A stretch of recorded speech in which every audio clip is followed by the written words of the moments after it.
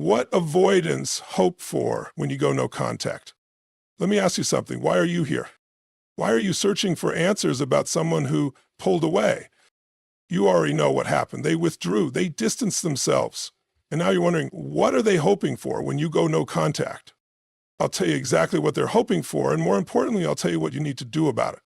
When you go no contact with an avoidant, their initial response is often relief. That can be a hard truth to accept, but understanding why is the first step in breaking free from the cycle. Avoidants are wired to feel overwhelmed by intimacy and closeness. It's not about you, it's about their deep-seated need for emotional space. Their nervous system is conditioned to view closeness as a threat. When things start to feel too intimate, their defense mechanisms kick in. That's when they withdraw, shut down, or create distance. So when you pull away and go no contact, their first reaction is to exhale. They might even feel like they dodged a bullet. This isn't because they don't care, but because the intensity of emotions, both theirs and yours, has suddenly been turned down. It's like someone who's been carrying a heavy weight finally setting it down. That pressure they felt from the relationship, whether real or imagined, is temporarily lifted. This is why they seem unaffected at first. They may not even reach out. They may act as if nothing happened. But here's where it gets interesting. That relief, it doesn't last forever. It's a short-term fix to a long-term pattern. Avoidants don't just run from intimacy, they also crave connection, just on their own terms. Once they've had their space, something shifts. They start to wonder about you, they replay memories, they think about the connection, and they start to feel something they weren't expecting, discomfort. The avoidant mind works in cycles. When they're too close, they need distance. But when they've had distance, they start to feel the absence of what they pushed away. This can take days, weeks, or even months. But eventually the reality sets in. The relief they felt wasn't about escaping you. It was about escaping their own emotions. And those emotions don't just disappear. At this point, many avoidants will begin to test the waters. They might not come running back with open arms, but they'll send a text, watch your stories like a post, small breadcrumbs to see if you're still available. They don't want to dive back in, but they don't want to feel like they lost you either. This is why staying no contact is so powerful. It forces them to sit with the space they thought they wanted. It makes them realize that relief was just an illusion, a temporary escape from facing something real.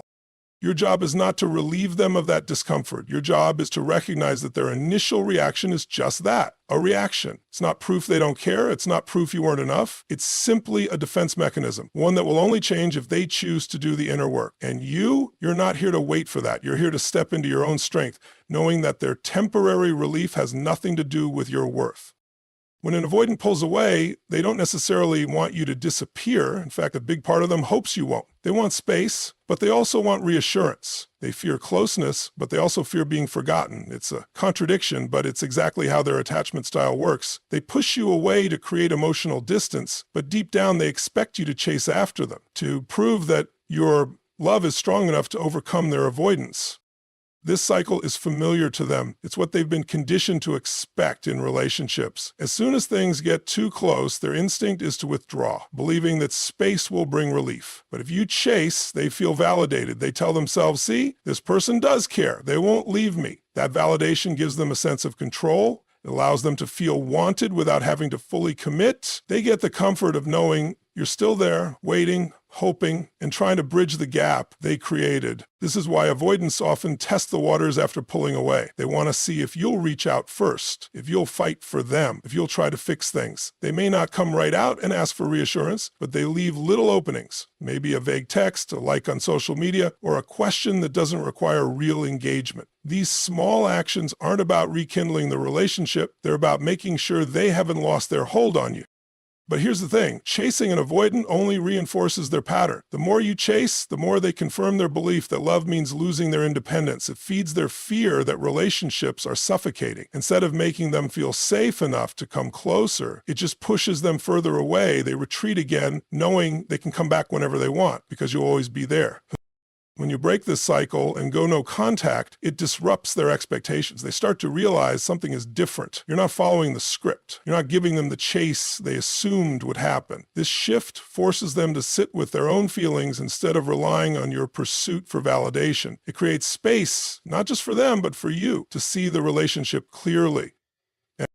Many avoidants don't expect people to truly leave. They assume you'll always be orbiting in some way. They assume they can return on their terms. But when you stop chasing, you break that assumption, and in that silence, they are left with a reality they weren't prepared for. The possibility that they miscalculated, that you aren't waiting in the wings, that this time they actually have to face what they've been avoiding. Avoidants are experts at avoiding responsibility, not just in relationships, but in the way they process emotions. When they pull away, they don't see it as abandoning the relationship. They see it as protecting themselves. They frame it in a way that justifies their actions. It just wasn't working. I wasn't ready, or we were too different. They tell themselves whatever they need to in order to avoid confronting their own role in what happened.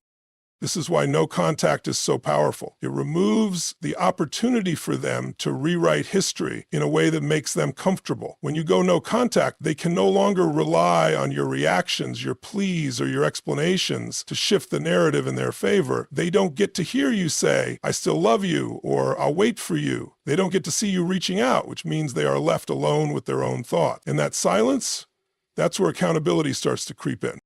But in the short term, an avoidant hopes that time will erase the need for them to reflect. They assume that as time passes, emotions will settle and the breakup will just be another faded memory. They hope that the pain they might have caused will simply dissolve, that by doing nothing, the issue will resolve itself. They expect that either you'll move on quietly or you'll return on your own, allowing them to bypass any real self-examination. This is a defense mechanism they've built over time. Avoidants have often learned that emotions are overwhelming, so they minimize them. If something feels too intense, they disconnect from it. They rationalize it, suppress it, and move forward without processing. If they can convince themselves that time alone is the solution, they don't have to face their fears, their wounds, or the ways they might have contributed to the relationship's end. But here's the truth. Time doesn't erase responsibility, it only delays it. And while they may not acknowledge it outwardly, an avoidant does at some point feel the weight of their own choices. It might not happen right away, and it might not happen in a dramatic way, but the realization does come. Maybe they notice that their avoidance patterns follow them into every relationship. Maybe they see someone else loving the way you love them and they realize what they lost. Maybe they assume they'll always have time to return, only to find that you've moved on completely.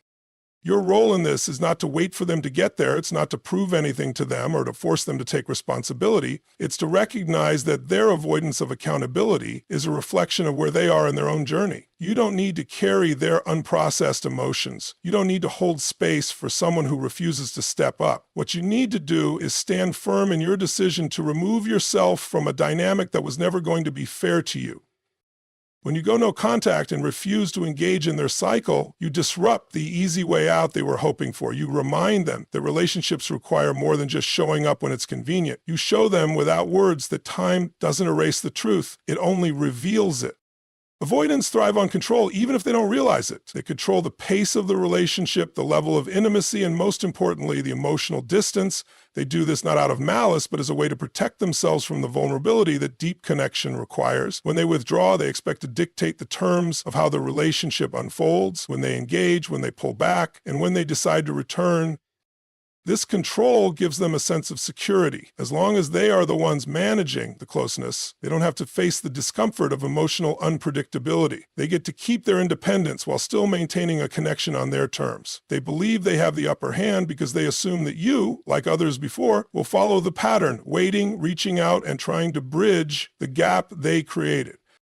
But when you go no contact, you disrupt that control. You take back your power by refusing to play by their rules. Suddenly, they're not the ones deciding the terms of engagement. You are. The silence they once saw as relief begins to feel like something else entirely, a shift in power. This is unsettling for an avoidant because they are used to being the ones who set the emotional temperature of the relationship. When you remove yourself from their dynamic, they lose the ability to predict your next move. They can't anticipate whether you'll reach out, whether you'll wait, or whether you've completely moved on. And for someone who finds comfort in control, that uncertainty is uncomfortable. At first, they may not react. They may even convince themselves that this is what they wanted all along: space, freedom, emotional distance. But over time, something changes. They start to wonder why you haven't reached out. They start to feel the absence of the control they once had. They realize that the option they assumed would always be available, reconnecting on their terms, is no longer guaranteed.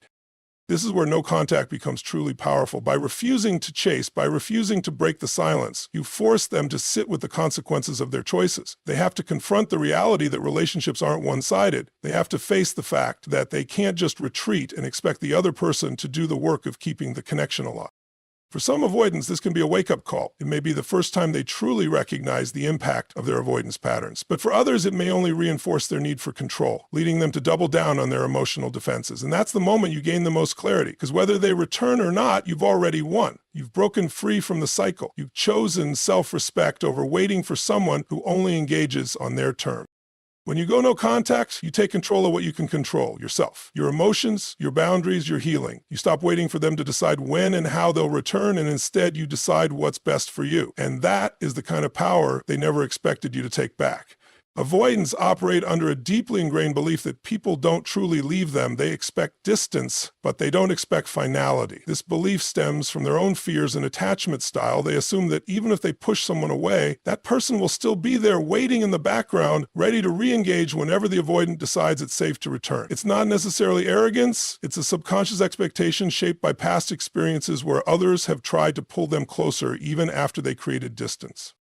When you go no contact, they assume it's temporary. They think you'll take a break, sit with your emotions, and eventually come back in some form, whether that's through a message, a social media interaction, or just keeping an open emotional door for them. This is why avoidants don't always rush to reconnect. They believe they have time. They assume you'll still be emotionally invested, still thinking about them, still waiting for a moment when they feel ready.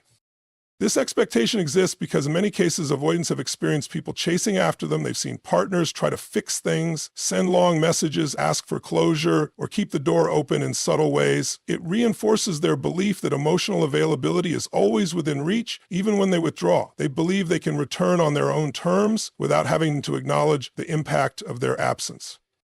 But what happens when you don't wait? What happens when you actually move forward, not as a strategy, but as a genuine decision to choose yourself? That's when the dynamic shifts. Avoidants are comfortable when they know someone is still emotionally tied to them, even from a distance. The real discomfort begins when they sense that the connection they once took for granted is truly slipping away.